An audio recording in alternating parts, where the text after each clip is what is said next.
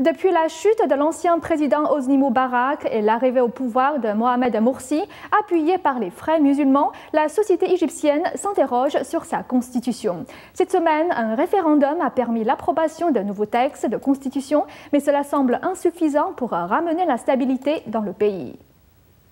La nouvelle constitution égyptienne a provoqué de nombreuses confrontations au sein de la société ces dernières semaines. Cette constitution a été approuvée officiellement ce mardi avec 63,8% des voix lors d'un référendum. Depuis, les Égyptiens continuent de s'opposer sur différents points de vue. La charte proposée par les alliés islamistes du président Mohamed Morsi a été dénoncée par les groupes libéraux qui expliquent que le texte mélange dangereusement politique et religion tout en ignorant les droits des minorités. Selon Mohamed Morsi, l'approbation de la constitution était nécessaire pour mettre fin à 2 ans d'incertitude économique et politique. Pour les électeurs favorables au texte, la Constitution devrait créer de la stabilité et attirer de nouveaux investisseurs qui devront faire progresser le pays. Les opposants craignent la division entre les différentes factions.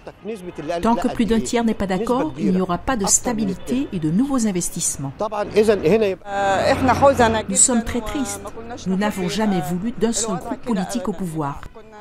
D'autres expliquent que la Constitution a été votée en dépit de l'unité nationale et que les frères musulmans présentent peu de différence avec le parti de l'ancien président Hosni Moubarak.